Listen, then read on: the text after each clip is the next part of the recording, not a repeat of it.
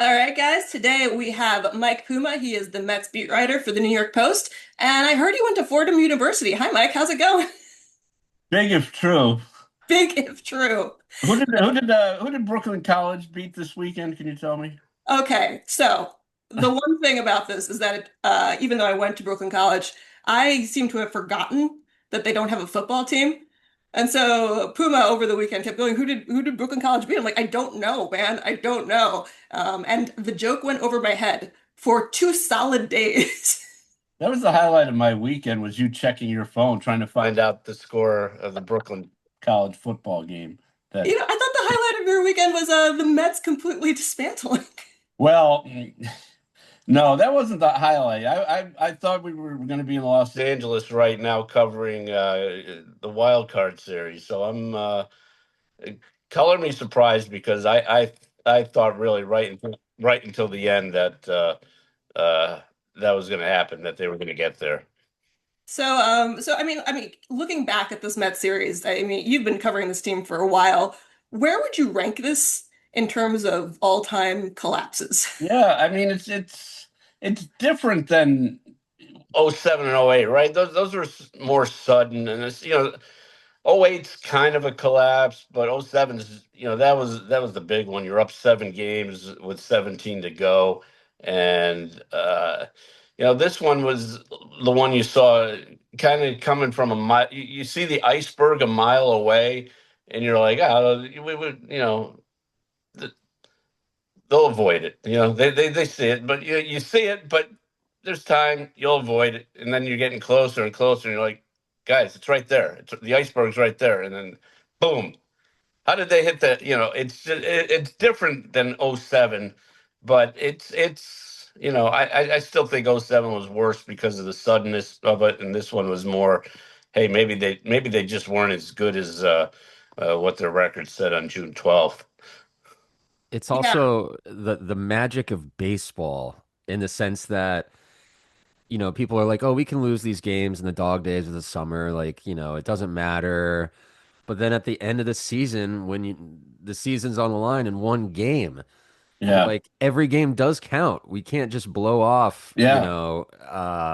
games that we think were against The inferior Nationals. like the Yeah. teams. It's like every Well, game counts. And when fans say it's like, it's all right, we took two of three. I'm like, but these are the times, especially in the winnable games, like let's say against the Marlins, that yeah. you should have won, could have Well, won. and that's the thing. They swept the Phillies at Citi Field in August, and there was some giddiness around there about, that they had finally found their stride and what had you. And I just remembered turning to Laura's Newsday colleague Dave Lennon and saying it'd be just like this team to win to lose 3 out of 4 to Miami now with the Marlins coming in, and that's exactly what happened over that following weekend. And you're right. I mean, they played down to the lesser teams. You look what they did against the Nationals in that last homestand, and even when they went down to Washington last month, they lost 2 out of 3 down there. They lost,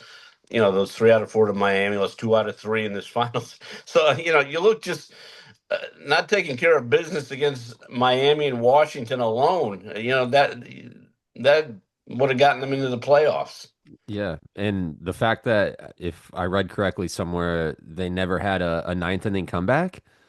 Yeah, they didn't win a game after they trailed uh, after 8 innings this year. They were 0-70, not 0 Oh. 6, not 0-67 as I saw somewhere else, but no, Okay, 0, that's shade because I got 0, it wrong. I trusted Laura's math, and I tweeted that they were 0-67. But no, they were 0-70, trying to come. They didn't win a game uh, out of 70 that they trailed after 8 innings, and that's you win one. It makes it, that's kind of, but you know what? That's also kind of a weird stat too, because there were a lot of games where they did, they fought back and maybe scored 2 runs when they needed three. It's not like they didn't fight, but it just it didn't materialize for whatever reason. So, I mean, this is kind of an interesting thing, though, because like when I was looking at this team, I feel like for a long time people weren't talking about how bad the defense was, and how it kind of trickled down to everything else. If you could diagnose kind of like the reason why this collapse happened, I mean, what stands out in the forefront of your mind? Yeah, I mean, I started with the pitching, just the starting pitching, and it had been very good up until mid to late June, and then we saw some stuff happen. Griffin Canning went down, who he was pitching very well for them, and Who would have thunk? and who would have thought that was a key piece there when but the big three in my mind is Senga, Peterson, Mania. And all three of them were huge disappointments here for various reasons. Now, Senga talked a little bit about on Sunday after coming back from the hamstring injury. He just couldn't find himself physically for whatever reason. And, Mania missed half the season with the oblique and never really seemed to get on track. And Peterson's a bigger mystery to me because this was a guy who was an all-star in the first half. Uh, and he just the last 2 months of the season was not good at all, and he couldn't be trusted. And I'm just wondering with him if there's some underlying physical issue we're going to find out about, after the fact, or maybe there's something going on with him. But he was certainly not even close. He was opposite ends of the spectrum, first half and second half. Yeah. So, I mean, if you're the Mets, where do you go from here? Because I mean, David Stearns talked a little bit yesterday, and he was asked if you just kind of blow up the core a little bit. Do you think they're going to go that route? Like, where do you see this team going? Yeah, it's tough to blow up the core. Now we know Soto's not going anywhere. Right. You know, I've seen Lindor's name. People mention that. I have a hard time believing Francisco Lindor's going anywhere. Uh, you wonder about Brandon Nimmo maybe a little bit. He's getting up. He's what 32 years old. Had a decent season offensively. Not a great player defensively. I don't think it's the core so much. Now Jeff McNeil, I've been saying for a few years, is a guy who could be moved, and he's got 1 year left on his contract, and that might make some sense. But they. I think Stearns hit the nail on the head yesterday when he talked about runs prevention, meaning most people would just said pitching and defense. But all right, if you want to say runs prevention, that's fine. Yeah. But you know, Stearns. that's where it's got to be, and because that's as much as the lineup disappointed a little bit, especially early in the season. It came on later. Bottom line is, if the pitching was even respectable over the final 2 months, the Mets will be playing tonight at Dodger Stadium. And they are not. I do find it funny because when Steve Cohen took over, everyone's like, "Oh, the Wilpon era is over. The Mets aren't going to Met anymore." And this had to be the Metsiest season I've seen in a while. Yeah, and listen, 2 years ago wasn't great. We saw how that kind of fell apart in late June, early July, and by the end of July, they were trading Justin Verlander and Max Scherzer, and they fired Buck Showalter at the end of the year, and that was, I didn't see that coming because the previous year they had won 101 games, so Right. you figured they would just build off that. So it's been a weird 4 years here. Cohen's first year, 2021. Okay, they didn't make the playoffs, but that's his first year. You're kind of figuring things out a little bit. But after that, you're thinking, okay, they'll get this on a track where they're going to be a playoff team every year, and it's been very choppy. Yeah, I'm curious as to some of the reasons. I always like puzzle over the fact that certain franchises seem to be cursed, even though I don't Yeah. believe in that stuff. But like you look at the Mets, you look at the Jets, you look at some of these guys, and you're like, what can all the personnel change? Can everything change? And you still have the core identity of the same franchise. Yeah, the Jets, boy. Funny you should mention them, huh? We don't have enough time. You should stay in Miami to see that game. Yeah, I They made the Dolphins look good. Yeah, very, exactly. very confident. Mike McDaniel saved his job. We mentioned you guys are not in LA right now, but one team is the Reds. Just kind of zooming out from the Mets, how are we feeling about the playoffs, the matchups, anything in particular excite you about? Well, I'm obviously interested. Interested to see what the Yankees do with the Red Sox. That's a fun series. Um, but yeah, you mentioned the Reds in LA, and uh, I got to see what the Dodgers are here. This was a team that was on paper built to win 110 games this year. Didn't happen. Now they had a lot of injuries. They got their pitchers back late, but still weren't. I don't know. Just seems like an older team now. They may be ripe for an upset, and that's the thing about it. If the Mets got in, as bad as things were going, um, I think the Dodgers would have been a good matchup for them because I think the Dodgers might be ripe for the picking early in the playoffs. Yeah, I kind of see that because, like, I mean, even if you looked at last year, and obviously they dominated the Yankees in the World Series, they're still, when you talk about an older team, they get banged up. And so, really, anything can happen Yeah, with some of these guys. You saw it with Freddie Freeman. Yeah, he was the World Series MVP, but he was still came in banged up. Mookie Betts came in banged up. So it seems like they're mortal, which I didn't expect. That being yeah. said, I don't think the Reds are very good. So, No, no, the Reds are not very good, and but you know what? I do give them credit. They played well down the stretch here. Now, when we left Cincinnati a few weeks ago, now the Mets had won that first game, that Friday night game, when Edwin Diaz escaped that bases loaded jam there with nobody out, and mhm. uh, the Mets were up six on the Reds at that point in the wild card, and that's on September 5th. And it just tells you how badly the Mets played down the stretch. But also give credit to the Reds there. They went 13-8 over the last 21 games, including winning those last two games against the Mets. So, if the Mets win one more game in that Cincinnati series, maybe a different story here, and uh, that's the other thing was that ended up being proving large was that tiebreaker.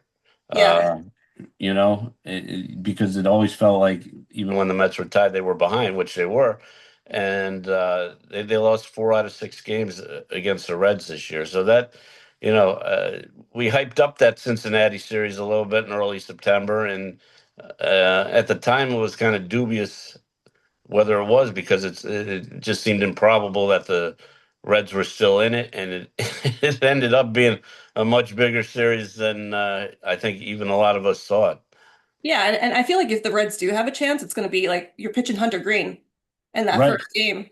right. And I mean, having watched him in that Cincinnati series, I know Hunter Green is good, but my goodness, like how do you even deal with Yeah, somebody of that caliber? he's very good. And Yeah, another team. I think the Padres are a fun team to watch. yeah, I'm going to be interested to see what they do. I just think that I think the National League is loaded. The Phillies a good team, obviously. Then they lost Zach Wheeler, and that hurts a little bit. But they don't seem to have missed a beat there, and they have deep enough starting pitching. And you know, I think the National League is. I think the Phillies might be the team to beat in the National League. Listen, Milwaukee had a great season, but they're always going to be one of those teams until they have a deep run. You're going to be like, okay, are they capable of going to the World Series? Or they made the NLCS in 2018, but they lost to a good Dodgers team. But yeah, I think I would make the Phillies the National League favorite in. I don't know about the American League, who I'd make the favorite right I'm now. kind of the Detroit and Cleveland series is going to be interesting because those Yeah, were two teams that were heading in the opposite direction down the stretch. So to me, it's like which one of these is going to put it together in the first round. yeah, and Seattle. I'd like to see. You root for in a sense. Now you don't root, but you wouldn't mind seeing a team like Seattle that's never been to the World Series. I think that'd be a great story if they got there. If you had the Mariners in the World Series, if you got the Padres haven't been in the World Series since what '98 when they lost to the Yankees. So you like to see the matchups, the teams that haven't been there. But listen, people in New York want to see the Yankees and not the Mets fans, but Uh, a lot of people in New York want to see the Yankees in the World Series. So Actually, like the Mariners are my kind of my underdog pick here because I just feel like they're so well-rounded and deep as a team. And I mean, you got Kyle Raleigh doing Kyle Raleigh things. I don't have an MVP vote this year, but I feel like when you have a catcher doing that, I know I'm gonna piss off some Yankee fans right now. I'm like, that's kind of an MVP caliber type of season right there. yeah, that's if I had an American League vote, I think I still would have voted for Judge. But it's that Raleigh was just what an amazing year he had. What an amazing game. I actually just sent in my National League MVP ballot. I'm not supposed to reveal who I voted for, but Oh, come on, Mike. I think I think let's just say it is pretty obvious. We are not going to be shocked. You're not going to be. Actually, You're not going to be shocked. this No. is a fun story. You told me, am I allowed to tell the story of the It, one de- MVP it, vote? it depends which story it is. Which one? The one MVP vote that you were the Yeah, outlier for? you could tell that story. That's fine. So wait, what year was that? Because Daniel Murphy has only ever gotten one MVP vote in his career, and it was from Mike Puma. Yeah, that was 2016, and yeah, I cost Chris Bryant the unanimous MVP that year because I voted for Murphy. Now listen, you look at the And WAR himself. now. I wasn't looking at WAR back then, and but listen, Murphy did have a very good year that year. It's not like I picked some schlub, but it was just like I was stunned though that it ended up being whatever it was 29-1 because I honestly thought I don't know if I thought it'd be close, but I thought Murphy was worthy and I thought Murphy would get voted. But now looking back, you feel kind of badly that you're the only one, the only reason Chris Bryant didn't get the unanimous MVP, but. Murphy had 347 that year. I think his OPS was over 900. Now, the thing that cost him was he wasn't he was not good at all defensively. Chris Bryant was a good defensive player, played multiple positions. They moved him around a lot. So, but I saw Murphy in spring training this year, and I said, Murphy, you got one first place MVP vote in your career. You know where that vote came from? He looked at me and said, "You." Murphy's great, man. So Chris yeah, Bryant ended up getting the MVP. I think he's all right. yeah. You know what? That's right. Yeah. Yeah. So what if it wasn't unanimous? I don't know if anybody will ever like truly, I couldn't tell you. remember or forget that Well, for that's the him. thing. If you ask me who in history is a unanimous MVP, I might be able to guess one or two. I don't know, but it's not like it's a separate category. So Yeah, it's not like you're the guy who didn't vote for Ichiro, who we yeah, still don't know who well, that is. yeah. I'd like to find out. Or are you, Mike? Hmm. No, you know what? I think my Hall of Fame vote is public record, so you can click on the Hall of Fame websites and see that. But you know what? Here's the thing. Especially with Jeter too, when you find out that it comes out that like one person didn't vote for him, I'm always excuse my dog. I'm always freaking nervous. I was like, and I go back. I always take a picture of my ballot before I send it in, and just keep it in my phone just to remember what. But when you find out one person didn't vote for like Derek Jeter, you're like, crap. Did I mess up the ballot? Did I accidentally like miss him or something like that? And it's going to come back and I just go back and check and I'm always relieved. Okay, I didn't screw up and accidentally leave, not check the box or something like that and send it in. So, Thanks for unlocking a new fear for me that I'm just well, gonna yeah. forget. Well, when are you going to start voting? What I year? already did. Last year was my first year. Last year was your first year. Yeah. So Yeah. Yeah, there's there's some jitters filling it out. You don't want to screw up. so History is in your hands. It history is. is, It yeah. is. This is my first year voting for one of the awards, and I got Rookie of the Year. And I'm just obviously I can't reveal my vote, but I was just kind of like, oh my God, I was sweating this. Well, in the rookie vote, how many spots did you have to fill in? Five on yours? Five, and there are not five worthy Yeah, National League and rookies. that's the thing with the MVP ballot is actually 10 deep. So you're just sitting there and you're parsing through stuff, and you're like, how do is this guy number nine or is this guy number 10? Once you get to the bottom of the ballot, it's you. I'll admit you don't fret over it as much as you do one and two or two and three. Nine and 10, it's like, all right. Whatever. Who cares? Who do I like? Who's nice? Brendan Donovan.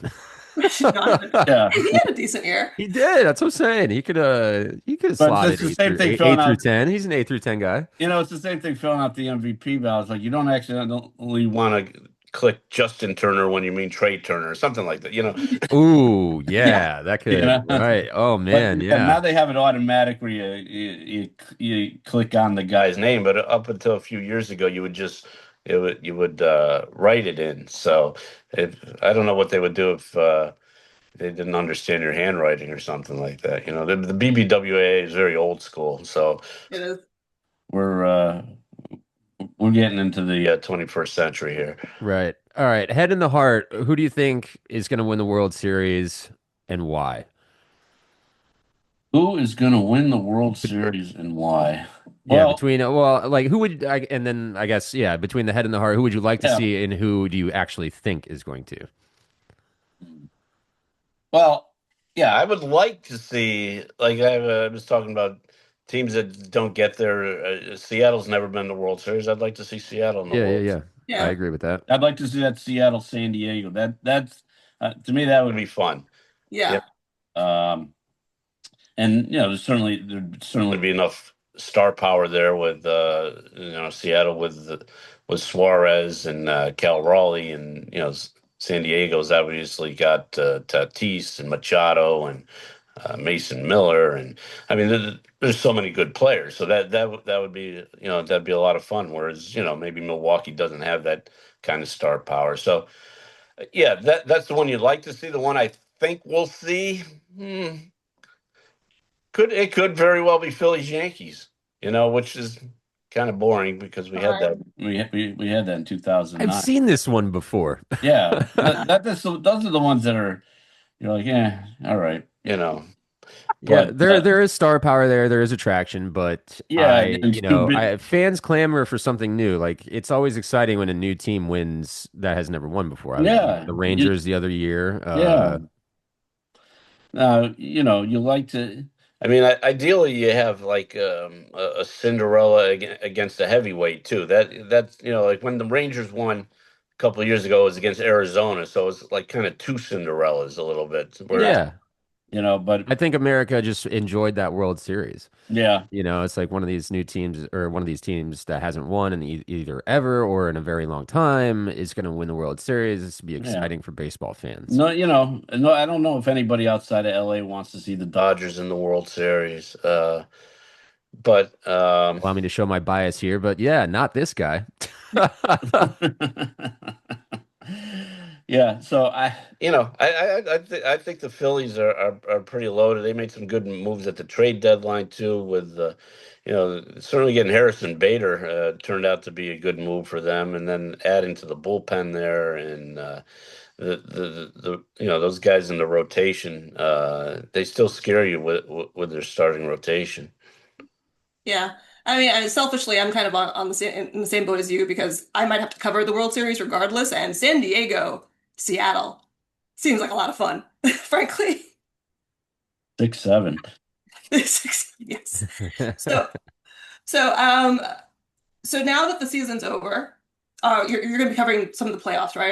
Are you going to be doing any Yankees? Yeah, I don't know. Possibly. I mean, the way things go with my job, sometimes I just pick up the phone the day before and they say, "Hey, can you get out to the LA to cover the NLCS or something?" It's just like it's fluid. It's very fluid. Let's put it that way. I have covered the World Series the last, I don't know, 4 out of 5 years or something like that. So I have a feeling I'll be in on the World Series coverage regardless of who's in it, and um, maybe the NLCS. I don't know. We'll see what's going on with the Mets here as far as they won't be doing too much in October. There could be some coaching changes and such, but yeah, I just keep my phone on, and when it rings and they tell me where they need me, that's where I go. But I'm fine. Honestly, I'm fine being home this week and even next week, and just You. You kind hear of that, NY Post? He's good at home. I'm fine, just decompressing a little bit, and I like watching the games on TV because you can, if they get out of hand, you can just change the channel, and you don't have to. Sit there and You don't watch have to sit there absolute for bad baseball. Exactly, yeah, so you can hang out with your dog. I can hang out with the dog. Yeah, I mean, there's a lot of as great as it is being at the ballpark, a lot of benefits of just being home on your couch and being able to change the channel or going to bed at 10:30. 10:30. All right, before we let you go, gut instinct. Is Pete Alonso going to stay with the Mets? Yeah, that's a tough question. Gut instinct is yes, because he's Pete Alonso, because he's as popular a player as they've had in this generation, because it would take a big bat out of their lineup. But it's a tough call. You're running into the same situation you did last year, where a player in his 30s who's not particularly good defensively, and he regressed defensively this year. You saw it. We all saw it, and he's probably at the point, or if he's not there yet, close to the point where he's a DH playing first base, and for a team that's wasn't good defensively, it's not a great fit, but it is Pete Alonso, and so if you had to ask me one way or the other, yeah, I'd say he's going to be back. Head We'll versus see. heart. We'll see. We'll see. We'll see. All right, Mike, thank you so much for taking a few minutes. This was awesome. I so appreciate it.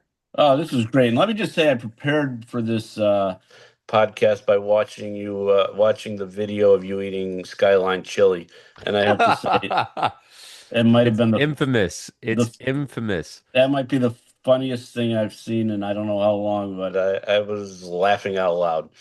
Yep. If I stay on the beat, you will have more ridiculous things from me, I promise. Oh, I'm sure of it. Mike, where can the good people find you? I'm on. It's not called Twitter. X at NYPost_Mets. Uh, I don't know where else can you find me. Of the New Find me, York Post. The New York Post, I you think. can find me at the New York Post on the New York Post website. You can find me at home. No, you can't find me at home. So, but Scratch that last one. yeah, just do a Mike Puma Google search. You'll probably find me somewhere. Great. Thanks so much, Puma. Talk to you Thank later. you, All Mike. right, thanks for having me on. See ya.